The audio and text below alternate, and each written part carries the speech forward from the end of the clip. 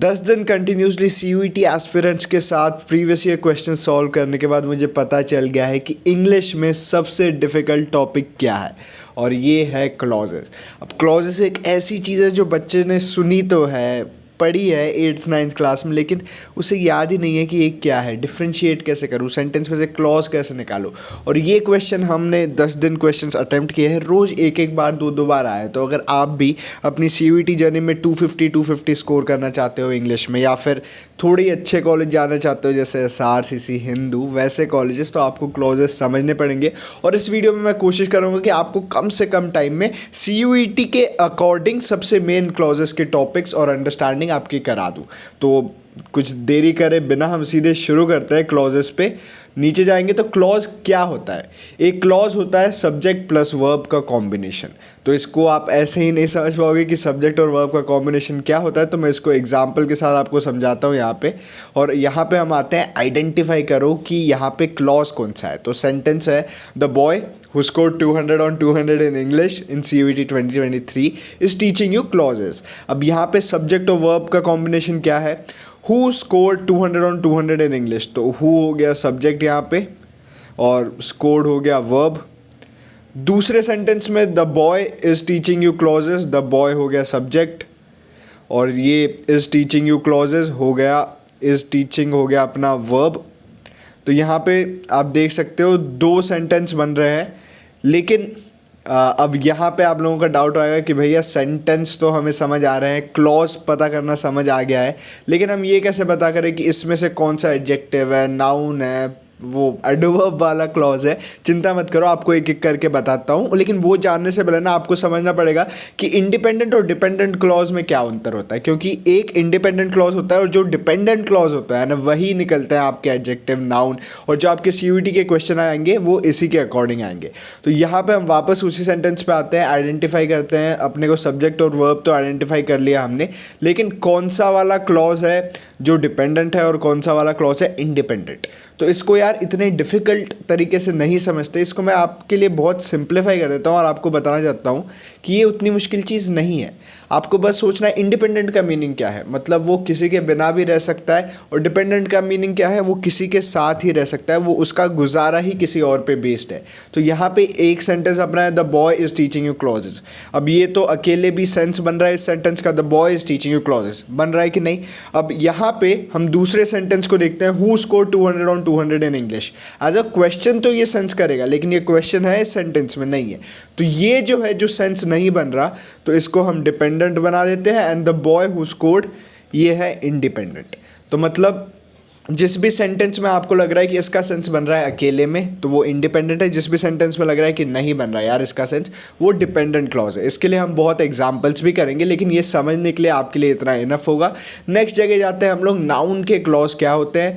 अब इनको आप प्रैक्टिस से ही समझ पाओगे, तो प्रैक्टिस भी मैं कराऊंगा, चिंता मत करो। पर पहले समझते हैं कि नाउन के क्लॉज क्या होते हैं। तो नाउन के क्लॉज जैसे सेंटेंस कोई भी बनता है, यहाँ पे हम जाते हैं I do whatever I want to do. तो यहाँ पे हम लोग अपना सब्जेक्ट वर्ब वाला गेम फिर से खेलते हैं, सब्जेक्ट आई, वर्ब डू। तो ये हो गया अपना एक क्लॉज, और सेकंड क्या हो गया, whatever I want to do, subject I and want to do verb. ठीक है, तो यहाँ पे आप देख सकते हो कि आई डू और whatever I want to do अपने दो क्लॉज बन गए। डिपेंडेंट कौन सा है, इंडिपेंडेंट कौन सा है। आई डू अकेले सेंटेंस हो सकता है, तो ये हो गया इंडिपेंडेंट वाला क्लॉज, और whatever I want to do क्या तो फिर ये हो गया डिपेंडेंट क्लॉज। अब यहाँ से मैंने लिखा है यहाँ पे वॉट। ठीक है, तो ये जो एक रहता है ना वॉट, इससे आप पता कर सकते हो कि नाउन का क्लॉज कौन सा है सेंटेंस में। तो जो भी इंडिपेंडेंट क्लॉज है, उससे अगर आप सवाल आपके दिमाग में आ रहा है आई डू के बाद क्या सवाल आ रहा है आपके दिमाग में, सोचो 2 सेकंड। वॉट, क्या क्या करते हो आप। तो आई डू का अगर कभी भी आपके दिमाग में कोई भी सेंटेंस का इंडिपेंडेंट क्लॉज का अगर आपके दिमाग में आ रहा है वॉट एज अ क्वेश्चन, तो फिर वो है एक नाउन क्लॉज। तो इसके बाद जितना भी बचा है whatever I want to do, this is a noun clause.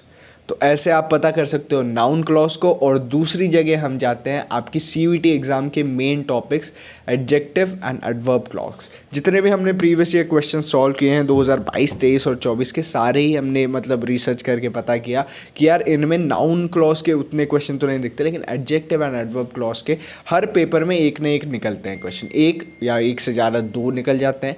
तो एडजेक्टिव एंड एडवर्ब क्लॉज में अपना क्वेश्चन बदल जाता है। I do whatever I want to do, I do पे अपना क्या आ रहा है क्या, लेकिन यहाँ पे अपने को देखना है कि यहाँ पे जो सब्जेक्ट है या फिर जो भी फर्स्ट इंडिपेंडेंट सेंटेंस है उसमें कौन सी चीज़ है, उसमें क्या एक नाउन है, प्रोनाउन है, या फिर उसमें कोई एक वर्ब है। उससे अपने को पता चलेगा कि एडजेक्टिव है क्लॉज या फिर एडवर्ब है क्लॉज। जानता हूँ अभी समझ नहीं आ रहा होगा, तो इसके लिए हम सीधे जाते हैं क्वेश्चंस पिकअप करते हैं। अब ये मैं डी पे जा रहा हूँ, यहाँ पे आपको पूरी एनटीए की इंटरफेस भी देखने को मिलेगी 2 सेकंड में।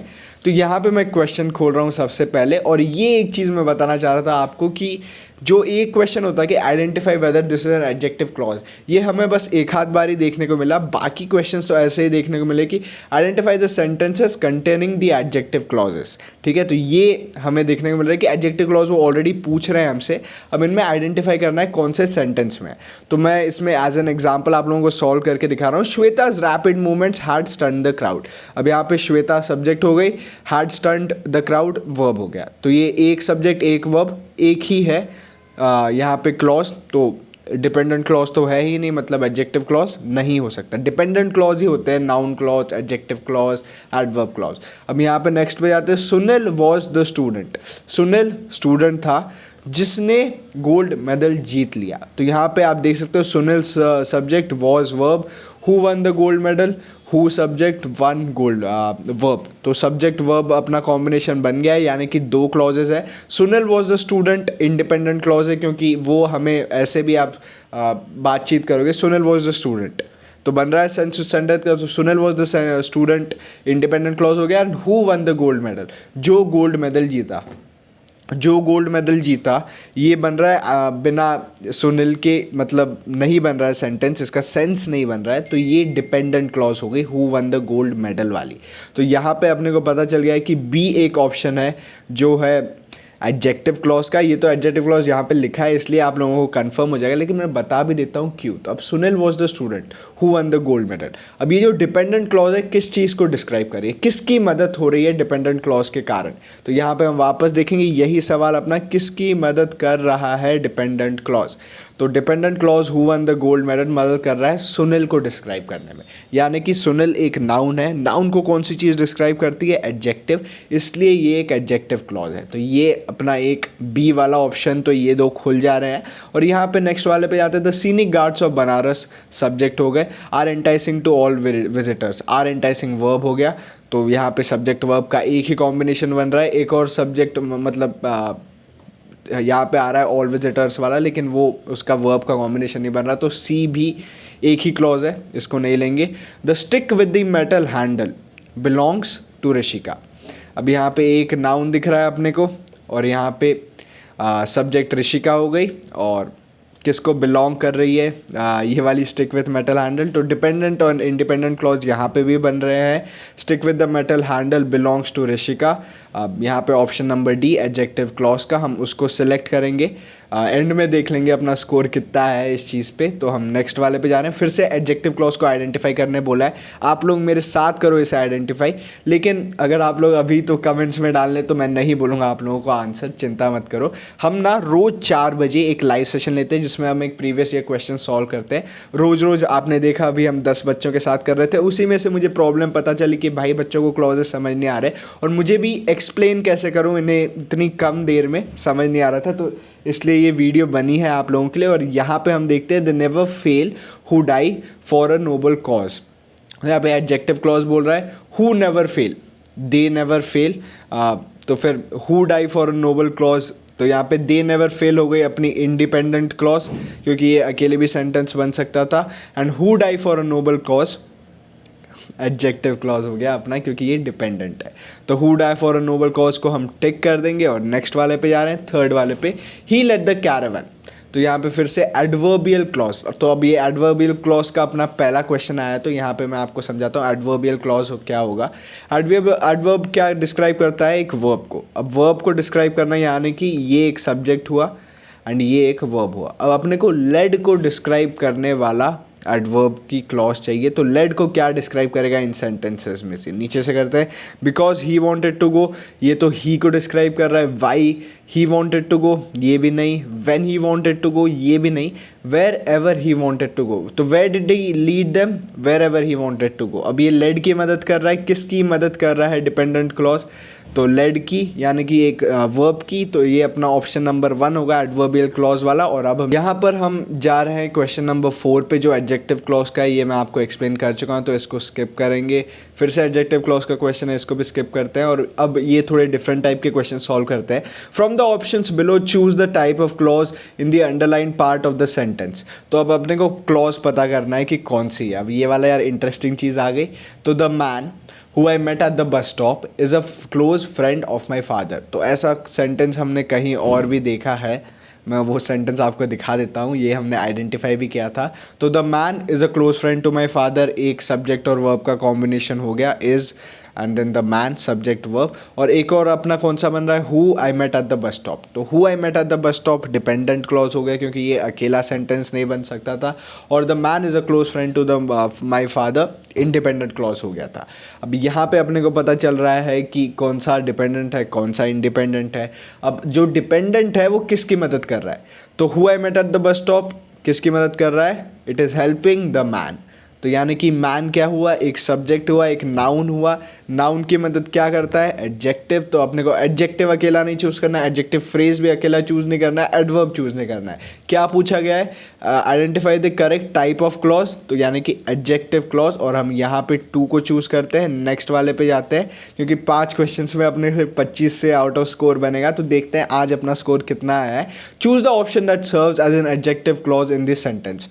The boy whom you see bowling is my cousin। तो यहाँ पे फिर से अगर यहाँ पे कमा होता तो आप लोगों को ऑलरेडी पता चल जाता ये कौन सा सेंटेंस था, लेकिन the boy is my cousin make sense as a subject and verb combination, independent clause हो गया।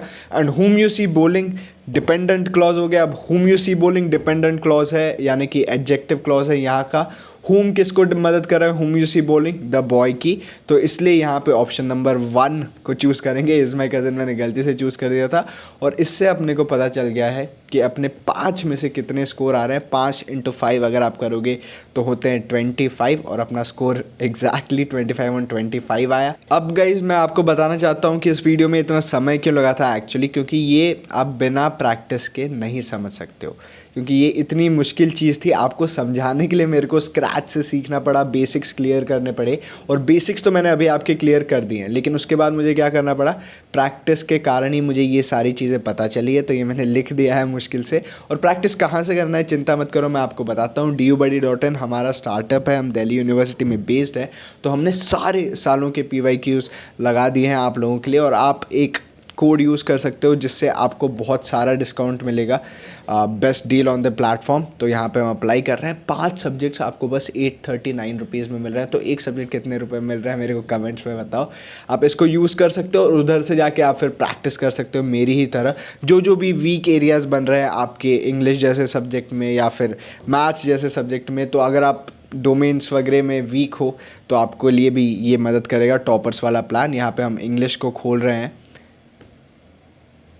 और इंग्लिश टेस्ट में आप देख सकते हो हर सारे PYQs हैं, और ये रोज़ मैं 4 बजे सॉल्व करता हूँ। तो you can join me there. और फिर जहाँ जहाँ पे हमारी गलतियाँ पता चलती हैं हमें, मेरे को बच्चों के साथ, हम उसे भी सॉल्व करते हैं। जैसे क्लॉजेज हमें इसी के कारण पता चले कि इतने मुश्किल थे। एडवर्ब्स के लिए भी आप कर सकते हो, वोकैबुलरी के लिए भी आप कर सकते हो, सिनोनिम एंटोनिम के लिए भी आप कर सकते हो। तो ये थी यार आज की वीडियो। प्रैक्टिस करना, गेट DU को यूज़ करना, उससे सबसे अच्छा डिस्काउंट मिल जाएगा, और बेस्ट प्रैक्टिस मटेरियल आपको DU पे मिल जाएगा। तो मिलते हैं नेक्स्ट वीडियो में। आपके कोई और भी सब्जेक्ट रिलेटेड डाउट है इंग्लिश के ऊपर, क्योंकि मेरे भी 200 आए थे और मैं रोज़ PYQ सॉल्व कर रहा हूँ, मैं आपकी मदद करने की कोशिश करूँगा। तो यही था आज का वीडियो। अपना टारगेट है 60K सब्सक्राइबर्स बाय 1 मई, तो प्लीज़ सब्सक्राइब भी कर देना। और चलो मिलते हैं नेक्स्ट वीडियो में।